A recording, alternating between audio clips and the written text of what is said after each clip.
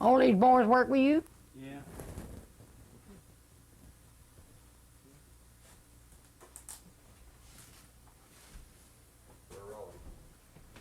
I just wonder if y'all could get them over there to put on, dedicate me a song once in a while. I listen to that every night before I go to bed from Athens. Have you written to them? Huh? Have you written No, I to them? haven't. They would do it. I'll get them to. What hour do you listen? What all do I listen? What hour do you listen? What did he say? What time? In the It starts about 9 o'clock and it lasts till about 10. And I'm sitting up listening at it every night. 9 to 10. 9 to- What do you want to hear? Oh, songs like we played today, and I want to see if I can get a hold of that about the touch of his hand on mine. Okay. That's a sacred song. After we start- I'd have 45th, somebody get over there with a doggone 5-string banjo and hit playing 5-string banjo, me hit the floor and here right by myself, ain't no telling what kind of dancing I'd do. Having some shoes make a racket, these won't make no racket. Mabel, a minute ago when we were talking, you were telling me how what you've done in your life to get by, and you said it was everything. Can you tell us about that? Well, I guess I worked in 12 or 15 different cotton mills, and I plowed an old mule in a new ground. First time they've been broke up, tore up, no roots come back, hit me on the leg, and I nearly died. My brother, he was up there with me plowing a mule. His mule run away, anything like that would help. But mine would stop when I was plowing. He'd come back and look at me. But it throwed me one time when I was carrying him to the pasture down there. To let him stay in the pasture that day. It was on Sunday. I felt, well, the mule didn't throw me. She was around and fed. I just fell off of her. I couldn't stand on it. She was trotting. I fell off. Back hit a rock. Like to kill me. I don't know how long I laid there. Mama come down there and got me up. Got me to the house. The mule was standing there with the bridle rein done swung off over her head. Swinging right over me. The mule was standing there. But I got over it. I got over it. It was done just fine. What else have you done? I made music here in yonder. Let me change something, maybe. The light will look better on this side of mine.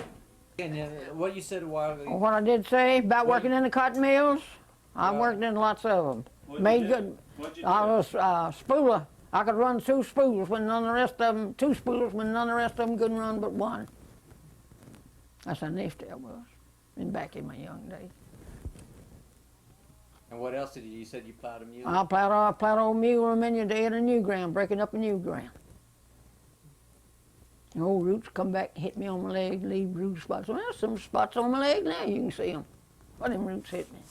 And then, when blackberries got ripe and muscadines, scuppernings and things like that, I always picked a lot of them and I haul them and sell them. You wouldn't know. I couldn't tell you today how many gallons of blackberries I sold this year.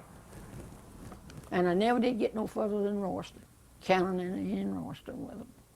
Never did get a chance to make me no jelly or nothing out of that one. I sold them so fast. And I don't know how much stuff that I've sold out of this garden up here I made. It's unknown. I sold some of all of it. Corn, I just went wild with corn this time. I had that old-time hickory cane corn. That's the only kind I ever plant. Great big grain, a little cob. Now you got your garden started this year. Last year you were down in Hardwick. Yeah, in Hardwick. When I met you, you started having all this trouble. Maybe you could tell a little bit about that story. Yeah. They claim that I sold a GBI, marijuana, but they made a bad mistake. I didn't do it. I'm not guilty. But I did go make 11 months in Hardwick, Georgia. And I thought every day while I was down there that that was my last day that I would live. They like to perish me to death down there. Old stuff they had in the kitchen, they had old worms, pieces of wood, butterflies, and everything else in the stuff to eat. Now, and you never did see a warm biscuit, a warm piece of bread nowhere at all. All of it was frozen, mostly loaf bread. It had ice in it. See here? That's why my teeth is out now, trying to eat them cold frozen apples and oranges and that bread. Hurt my teeth, and they pulled them. They had to, or they like to fell out. And I made it. I slept on a mighty hard bed though, and I had to sleep with niggers and eat with niggers and deal with niggers. just like they was your color. Seemed like they thought more of the niggers than they did of the white. Or the niggers get by with anything down there better than the white people would. Did you meet some good people down there? Yes, I did. I made lots of friends while I was down there. I don't reckon I left no enemies while I was down there. I left all the guards when I left from down there. All the guards were standing out there wiping their eyes with their handkerchiefs and throwing up their hands and hollering, and half of the inmates was out there. It's worse than any funeral you ever heard till of your lifeguard when they put me on that bus. And I got on that bus. One thing I want to tell you though, the guards was mean. As mean as they could be to anybody. But you take them doctors down there and them nurses are the sweetest things you ever saw in your life. They wouldn't even as much let me pick up a broom after they examined me. Found my heart like it is. And they told me whatever I done not to never get mad or get fretted about anything at all. Said, just turn around, Mabel, and walk off. Said, that's the best thing for you to do. So I took them as my word from then on.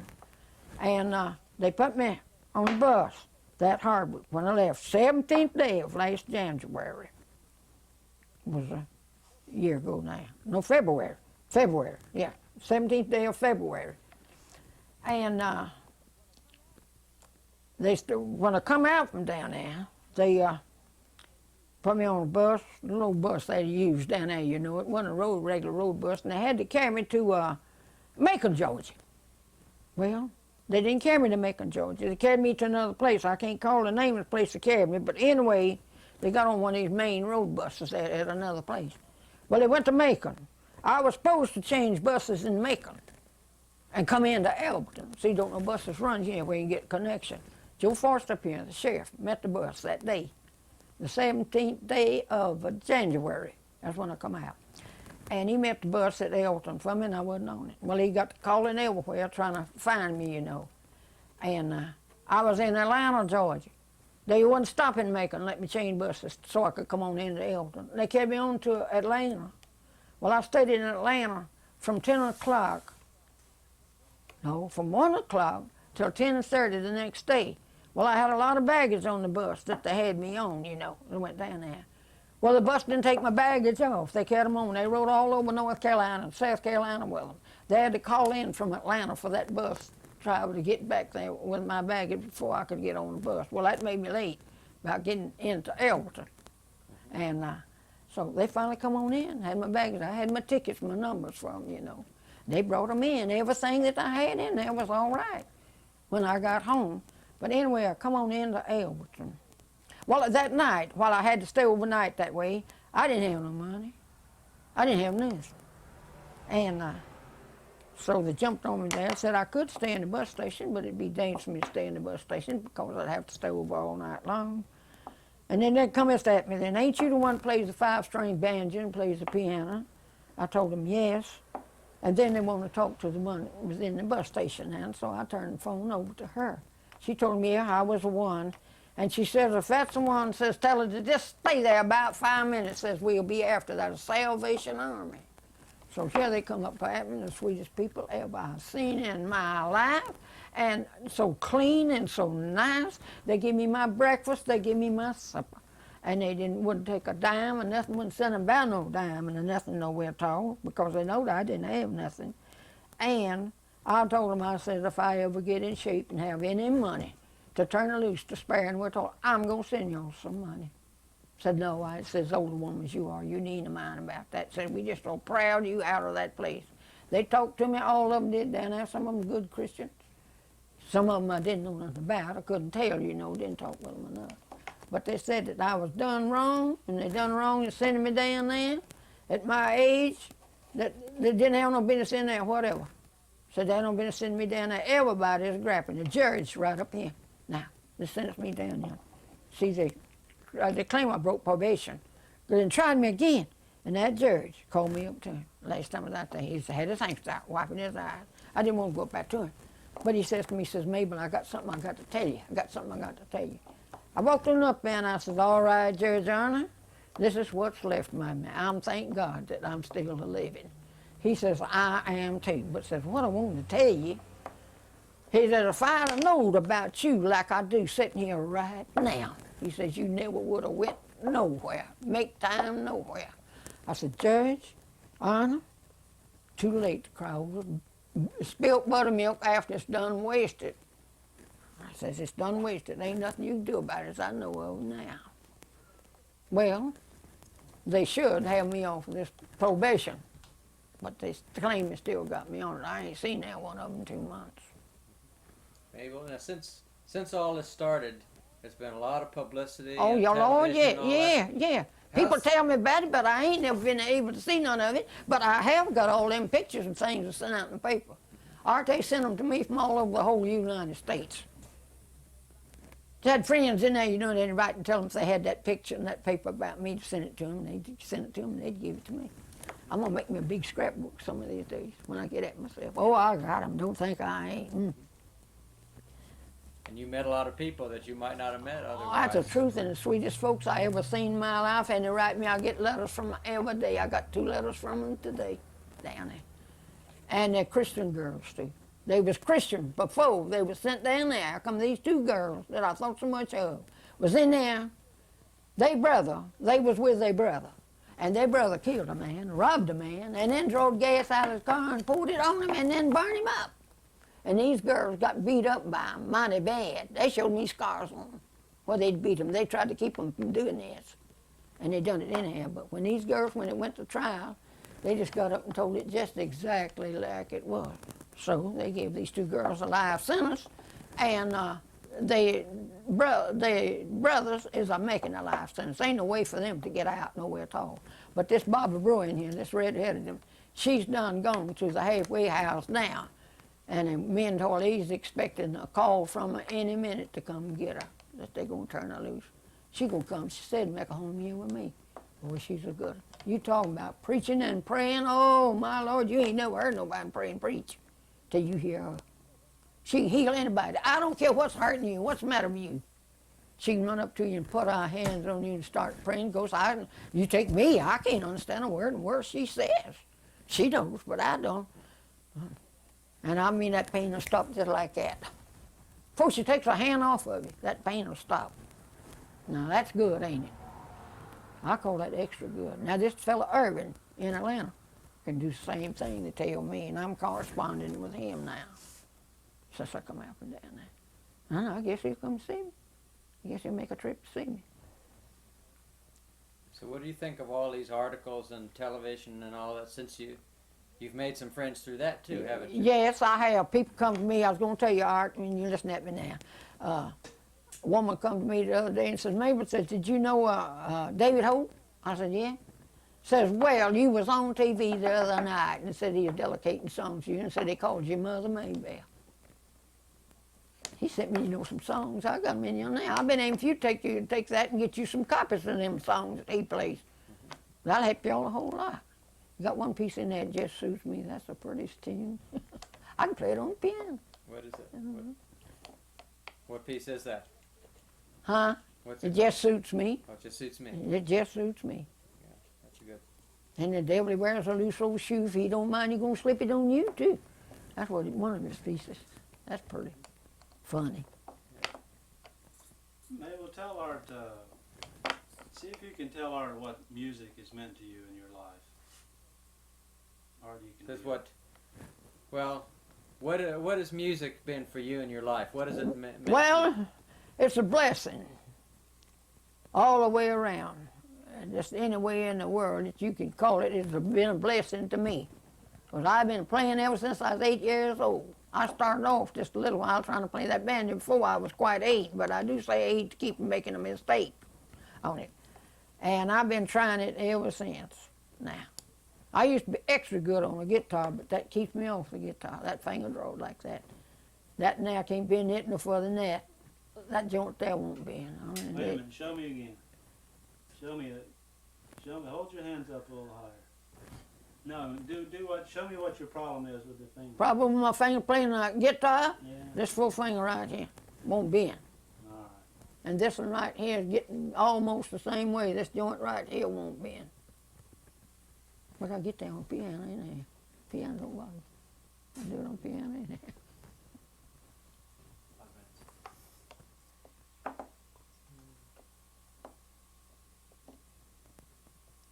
Mabel, why would somebody frame you? Why did somebody frame me? Yeah.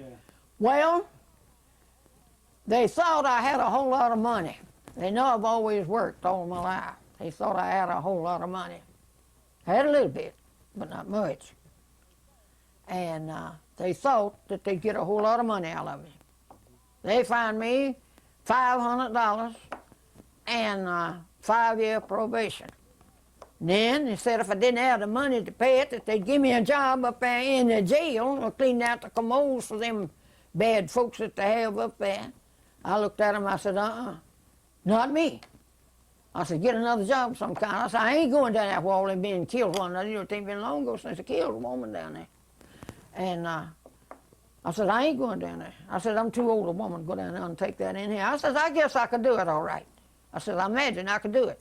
But I said, I'm not going down there and clean them things out for no bunch of men like that. They will get a woman up there in jail. And I said, I ain't going to do it.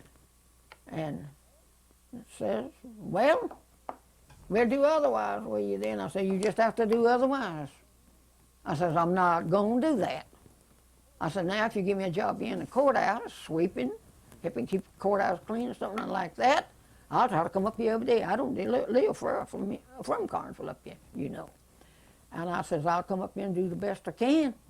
I says, the days I can't get you, I says, surely the sheriff will come after me. I says, we've always been good friends. And we are good friends, always have been good friends. Tell us about moonshining.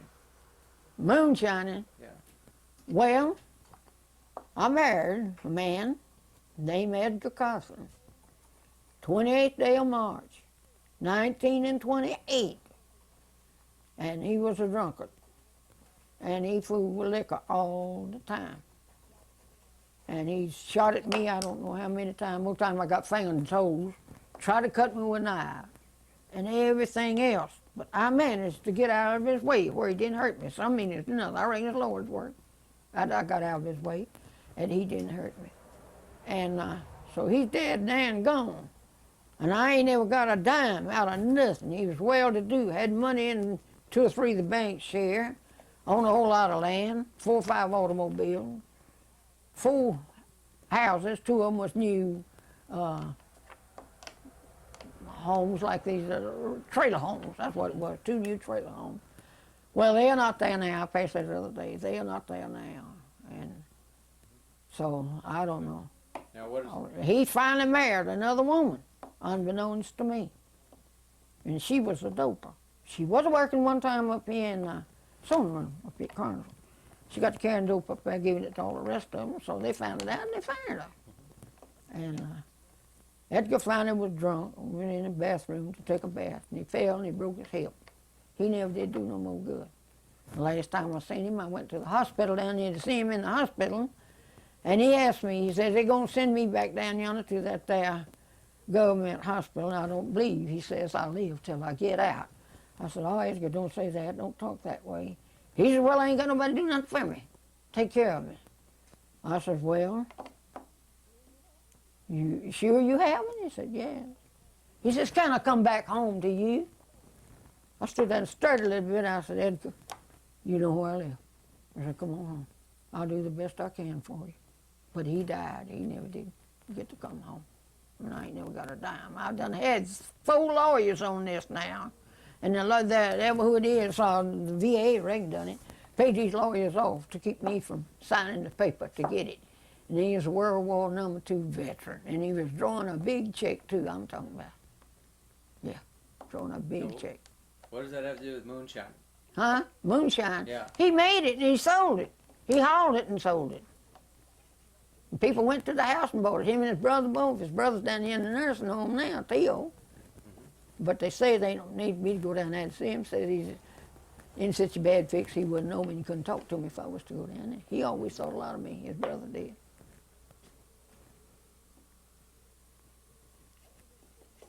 Edgar was as good a man as ever you seen in your life, as long as he wasn't high on that doggone liquor.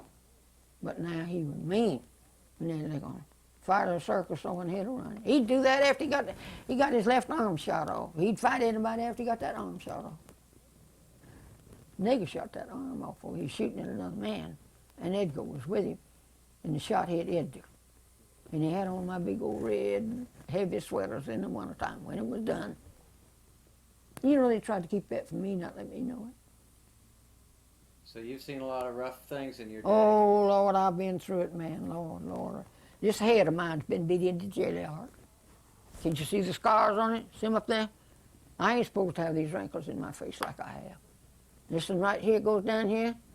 It got this here main artery. It goes down into my eye. That's the reason I can't see out of my eye.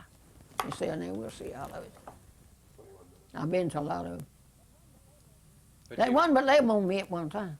Part of them men, part of them women. They done this, spring nooks. That's how come my hair looks like it do now. When the doctors got to me, they had to cut all my hair off so they could sew up them places. And in my head, all over my head up there. I think I'm doing all right. I thank God I'm still living. I think I'm doing all right, don't you? I do. I think What I've been through, Will. what you've been through, and I think you have kind of strength that other people couldn't get through all that you No, they wouldn't have lived. Ain't nobody else that done got something to eat like I did down there when I was making time down there. They couldn't have stood it. They couldn't have stood it. I bought over $500 worth of stuff out of the store down there to eat. I got my tickets to prove it, to show for it. Yeah. Every one of them. I bought my stuff on Monday, every Monday, enough to